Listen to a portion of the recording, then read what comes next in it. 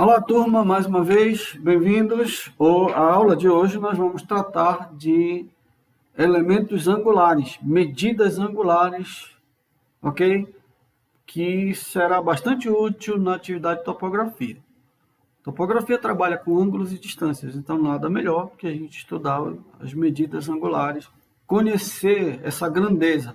Como nós vimos na aula passada, a grandeza é tudo aquilo que nós queremos medir em alguma coisa. Então, o ângulo é um aspecto que nós desejamos medir em dois segmentos de reta. Ele representa a abertura formada entre duas retas que se cruzam ou que partem do mesmo ponto. Portanto, ele é uma grandeza. Existem várias unidades de medida, ou seja, várias maneiras de medir o ângulo. Vamos entendê-las na aula de hoje. Vamos compartilhar aqui.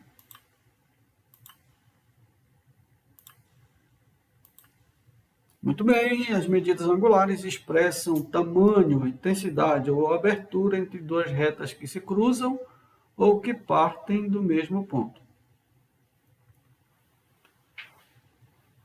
Outra, aqui nós podemos observar aqui no diagrama ao lado, duas retas que partem do mesmo ponto. Aqui o segmento de A para B e o segmento de reta de B para C. Em topografia, o segmento de reta é chamado alinhamento, ok?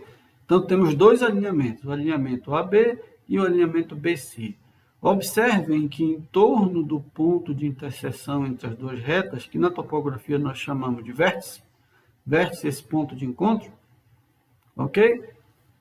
Em torno dele existe um círculo completo e duas aberturas, uma do lado direito da nossa figura e outra do lado esquerdo. As duas são dois ângulos formados entre os alinhamentos. No nosso exemplo, vamos considerar o ângulo entre AB e BC no sentido horário, ou seja, esse ângulo chamado de ângulo horizontal direto, que é tomado sempre no sentido horário. Então, é ângulo horizontal entre o segmento de reta AB e BC, ok? No grego, a palavra ângulo é gonion. Então, o instrumento que mede ângulos é o goniômetro. E a parte da matemática que estuda os ângulos é a goniologia. Ok? Note que os dois ângulos desse exemplo somados resultam em um círculo completo, com o vértice no centro. Em torno de um ponto topográfico no terreno, sempre existe um círculo horizontal em volta que é utilizado para determinar os ângulos do levantamento. Não esqueçam disso, ok? Sempre há um.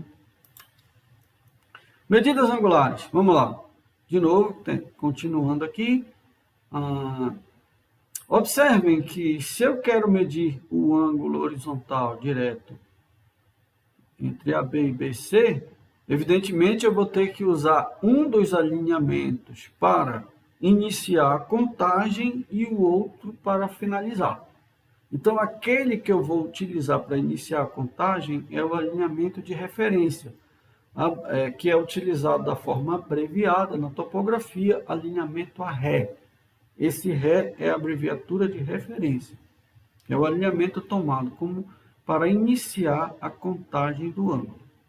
E o alinhamento de leitura, que tem outros nomes, a leitura pode ser tipo vante ou tipo irradiada, normalmente chamada vante, e é o alinhamento onde a gente finaliza a contagem do ângulo. Por exemplo, o ângulo de AB para BC. Então, AB será o alinhamento de ré, onde começou a contagem, e a setinha mostra aqui que finaliza a contagem no alinhamento de leitura, que é o alinhamento BC, ok? O círculo topográfico, em todo alinhamento onde você posiciona um instrumento para medir ângulos, tem um círculo em volta desse ponto topográfico. Esse ponto topográfico passa a ser chamado de estação, ok? Estação é aquele ponto onde você posiciona um instrumento para fazer a leitura. O círculo horizontal está em volta dele. Se esse círculo for dividido em 4 partes, começando a contagem na direção norte, e a direção norte sempre é desenhada para cima, sempre representada para cima no desenho, você começa a girar no sentido horário, aqui, ó, você começa a girar no sentido horário, você terá o primeiro quadrante, segundo quadrante, terceiro quadrante e quarto quadrante. Essa palavra quadrante vem de 4, ou a quarta parte do círculo, ok? Observa que em topografia, o círculo topográfico tem contagem progressiva, iniciando no norte, e o norte é sempre representado para cima no desenho, ok? O círculo topográfico é horizontal, está posicionado sobre o ponto em que o instrumento de leitura está estacionado, e o zero sempre fica para cima. Beleza? Então, primeiro quadrante, segundo quadrante, terceiro e quarto. Ok? Vamos lá. Unidade de medida. A primeira unidade de medida que a gente vai ver aqui. Se o ângulo é uma grandeza, então ele admite várias unidades de medida para fazer a sua contagem. Uma delas é o radiano, que o conceito, um radiano é o círculo inteiro dividido em 2π partes. Não é usado na topografia. É só para a gente entender. A expressão gráfica dele, 0 radiano, π sobre 2 radiano é a quarta parte do círculo, π é a metade do círculo, 3π sobre 2, 3/4 do círculo, e 2π um círculo inteiro. A abreviatura dele nos programas de computador e na calculadora científica é RAD. Se ele não é usado na topografia, então para que a gente ensina? Porque ele vem nos instrumentos eletrônicos. Ele também vem na calculadora científica e pode ser que você necessite configurar. E cuidado para não utilizar a unidade de medida errada nos aplicativos de celular, na própria aplicativo de calculadora científica, nas calculadoras científicas analógicas, nos programas de computador e nos instrumentos de topografia, que são eletrônicos também. É interessante a gente saber essas unidades para poder configurar. A fração do radiano é decimal. No exemplo aqui, 19,7689 radianos. 19 radiano inteiro, e aqui passou de 19, mas não chegou em 20. Então, temos a fração centesimal do radiano. Ok?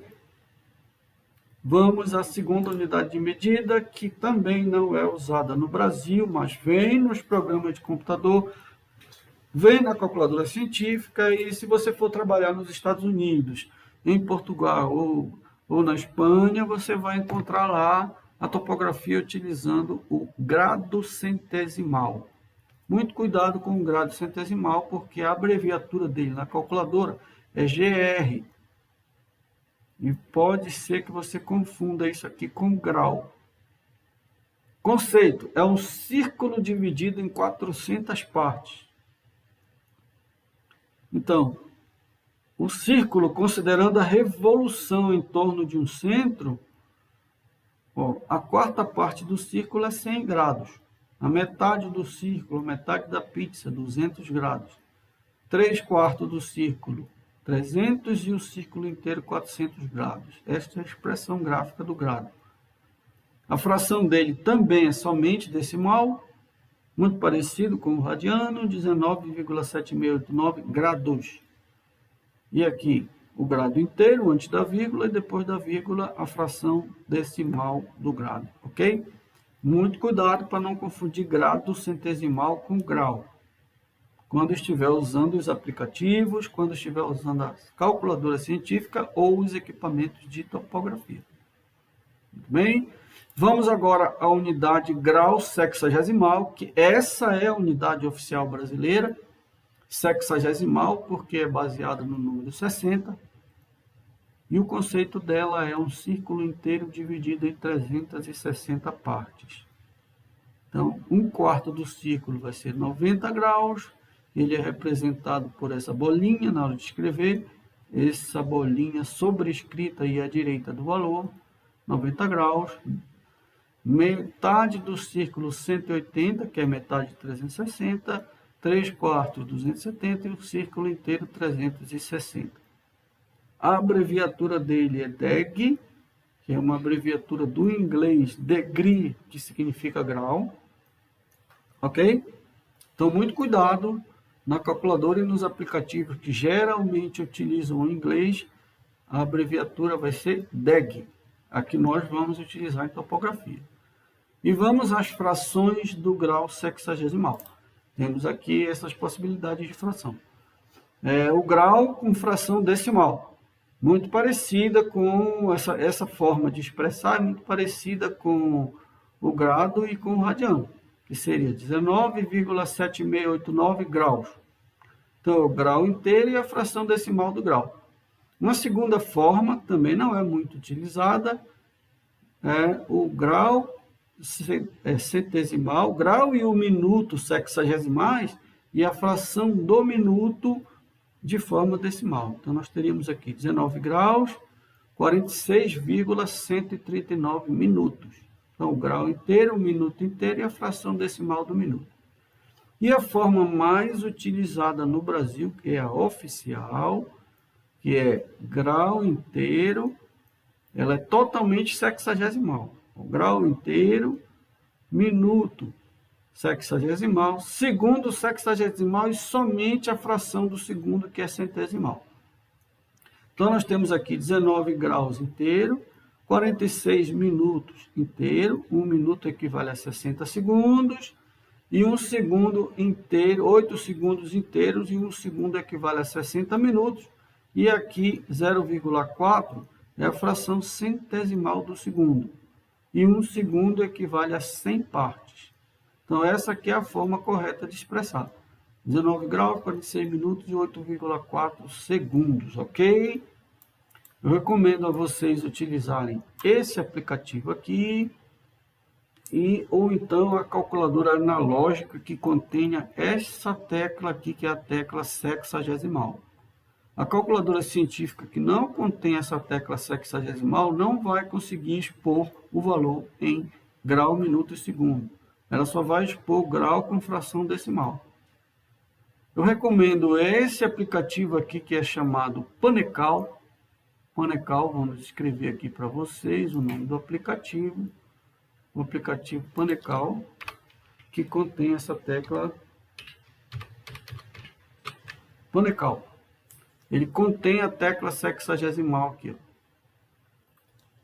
Ok? O aplicativo é gratuito, ele é permanente e não pesa muito no computador. É muito bom de ser utilizado.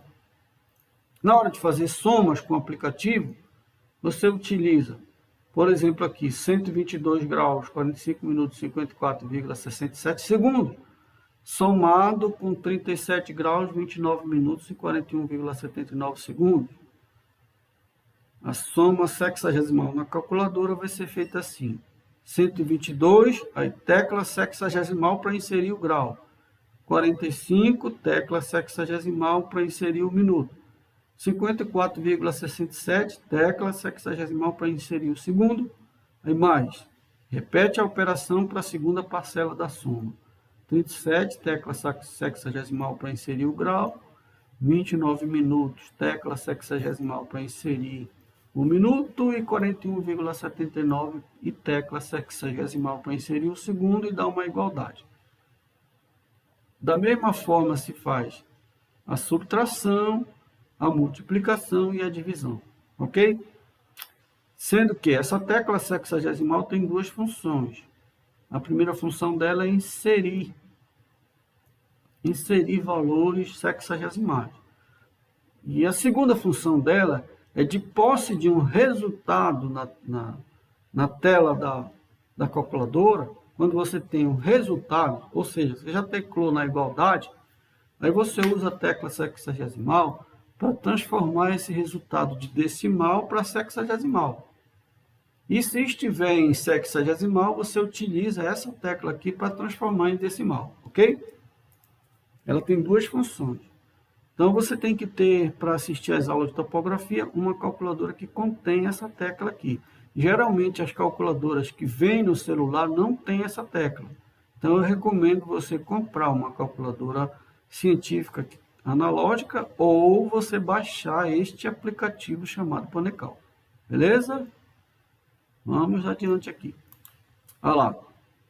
Na nossa próxima unidade, nós estudaremos volume, certo? Estudaremos volume e capacidade. O volume, só para adiantar aqui, é quanto um corpo ocupa no espaço, e a capacidade, quanto cabe em um recipiente. E a unidade de medida é o metro cúbico, e 1 metro cúbico equivale a 1000 litros. É o assunto da próxima aula. Muito obrigado e fiquem no aguardo do exercício.